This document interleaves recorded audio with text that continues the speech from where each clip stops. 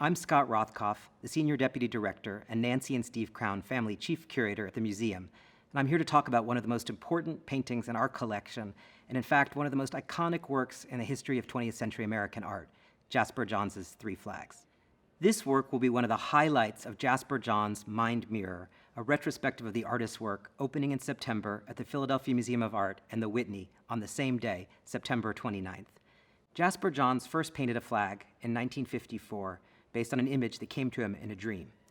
At that time, people thought this was a scandal. This wasn't a subject that was appropriate for contemporary art. And when Jasper Johns first showed these works in the late 1950s, they really surprised people.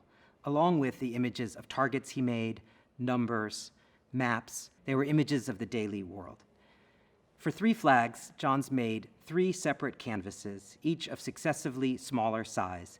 When you look at it from a distance, it looks like a single flag that's sort of zooming in perspective. When you get up close, it reveals its sculptural quality.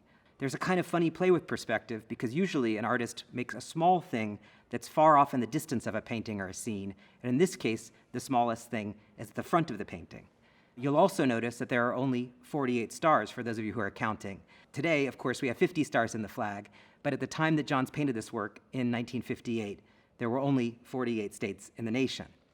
People have debated for a long time about the symbolism of this work.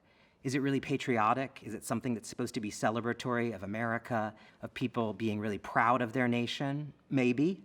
It also feels kind of aggressive to me, sometimes like it's a little too much patriotism, jingoism, nationalism. We can think about that in relation to the time that Johns made this work in the late 50s. There was a lot of repression. The civil rights struggle had barely taken off. It was hard to be a gay American then. We were in the midst of the Cold War. So these symbols that can seem positive, patriotic, and supportive of the country also can take on a different charge depending on who it is that's looking at them.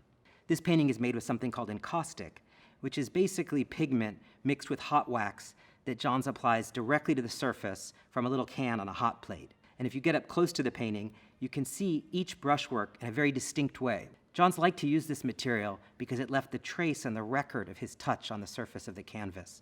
Three Flags will be featured in Jasper Johns' Mind Mirror, opening this September at the Whitney Museum of American Art and the Philadelphia Museum of Art.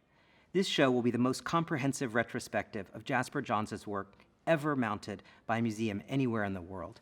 It will present works from 1954 to just last year, giving visitors a comprehensive picture of Johns' career in every medium: painting, sculpture, prints, drawings. I hope you'll come join us in Philadelphia and at the Whitney to see this amazing look at one of the most important, inventive, expressive, and interesting artists of the past 100 years. I know you'll enjoy the show.